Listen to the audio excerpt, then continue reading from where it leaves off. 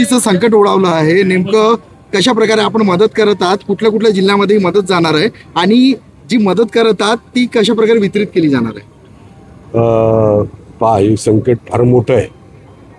अतिवृष्टीमुळे झालेले संकट मराठवाड्यामध्ये म्हणजे शेतकऱ्यांपासून कामगारांपर्यंत विद्यार्थ्यांपासून सगळ्यांवरती संकट आहे. प्रत्येक कुटुंबात म्हणजे फार आपल्याला म्हणजे फार अडचणीत आहे. आणि अशा परिस्थितीमध्ये जर आपण हे महाराष्ट्राचं संकट, मराठवाड्याचं संकट हे आपलं संकट असं समजून आम्ही सर्व मुस्लिम मतदारसंघातल्या सगळ्या नागरिकांनी, लोकप्रतिनिधींनी ठरवलं की आपण तिकडे मदत करायची. आपल्या सगळ्यांना माहिती आहे, मागच्या टायमाला पश्चिम महाराष्ट्रामध्ये कोल्हापूर आणि सांगलीला अशीच परिस्थिती झाली किंवा चिपळूण आणि महाडला अशीच परिस्थिती. त्यावेळेसही माझ्या मतदारसंघातल्या या सगळ्या नागरिकांनी ते संकट आपलं आहे असं समजून जबाबदारीनं त्या ठिकाणी मदत करण्याचा प्रयत्न केला. आज आम्ही मराठवाड्यामधल्या जिथं म्हणजे आपल्या म्हणजे या मागच्या 10-15 दिवसामध्ये आमच्या ऑफिसची टीम, आमच्या इथले सगळे जे पण मराठवाड्यात राहणारे नागरिक आहेत त्यांच्याबरोबर जाऊन तिथं पाहणी करून आलो.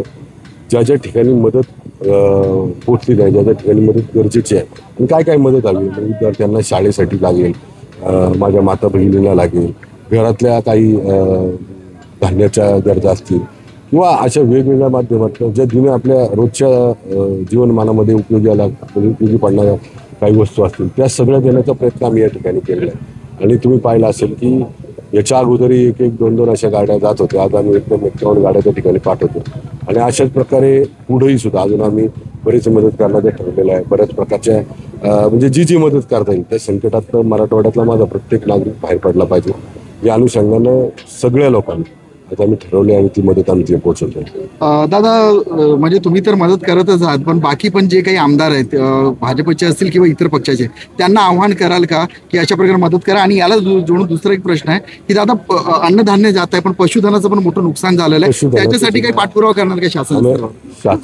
शासनाने तर फार मोठी म्हणजे देवेंद्रजींच्या नेतृत्वामध्ये राज्य सरकारने फार मोठी मदत जाहीर केली. मी आत्ताच सगळी वाचून आपल्याला दाखवलेली आहे. राज्य सरकार त्यांच्या जबाबदारीपासून बिलकुलही डगमगलेलं नाही. ते जबाबदारीपेक्षा जास्त त्या ठिकाणी पॅकेज जाहीर केलं आत्तापर्यंतच्या.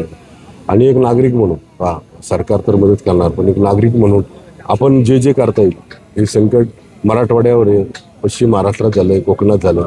संकट कधी कुणाला सांगून येत नाही, कुणाला म्हणजे कुणावरही संकट येऊ शकतं. त्या परिस्थितीमध्ये आपले सगळे राजकीय वेधावे लांब ठेवून एक नागरिक म्हणून, या महाराष्ट्राचा एक नागरिक म्हणून हे संकट माझं समजून त्या ठिकाणी सगळ्यांनी मदत केली पाहिजे.